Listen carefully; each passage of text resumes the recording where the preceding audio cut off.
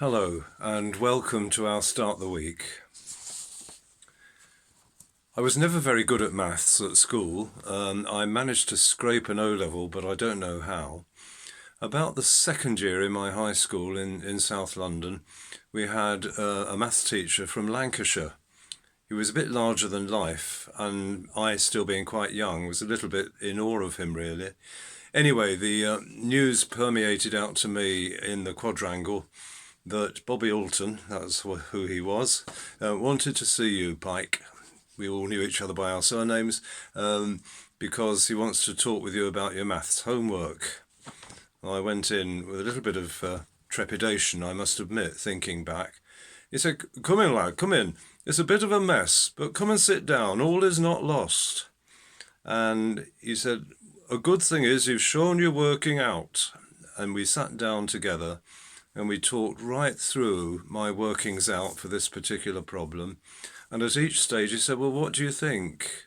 Where do you think you might have gone wrong there?" And he was very patient and actually very encouraging. And I saw him in a completely different light after that. That's relatively insignificant.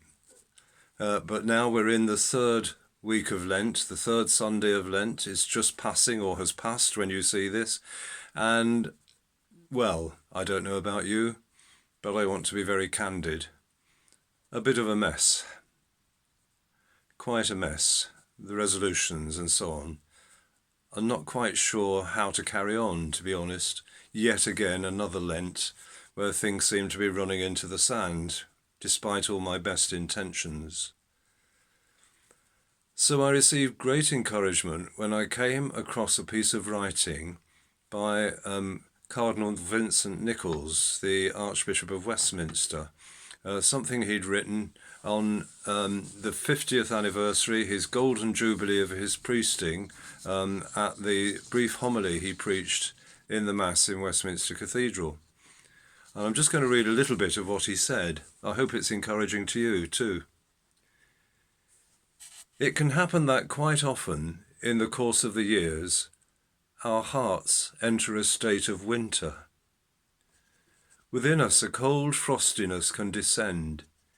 It comes with a sense of our own continuing sinfulness, or with the oft-repeated criticism of our best efforts, or with negative hearsay or gossip.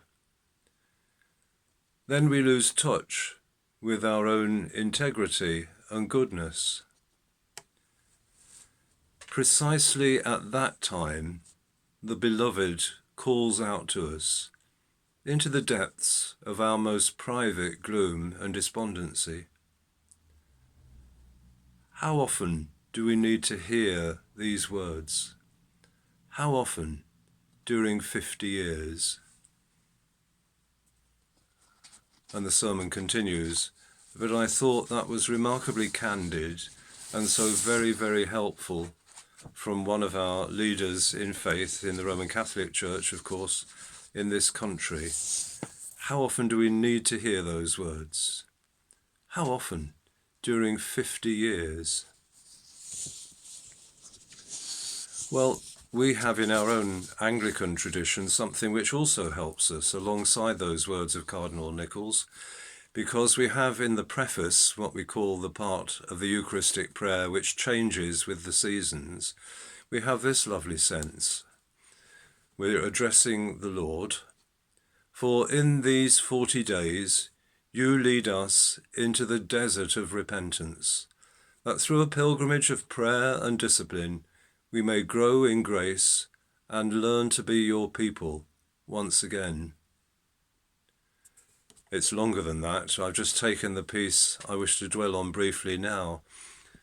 For in these 40 days you lead us into the desert of repentance. It's not actually meant to be easy. We're going to be as lost for bearings and inwardly with ourselves as you'd expect to be in a desert. Then we say that through the pilgrimage of prayer and discipline, we may grow in grace and learn to be your people once again. I think of Bobby Alton's words of encouragement. Come on, lad, all is not lost. Come and sit down and we'll work it out. We learn to be your people once again. Because the Lord has said to us through the Apostle Paul, my grace is sufficient for you, for my strength is made perfect in weakness. So will you join with me in mid-Lent, continuing with joy in the way of the Lord and listening for his beloved voice?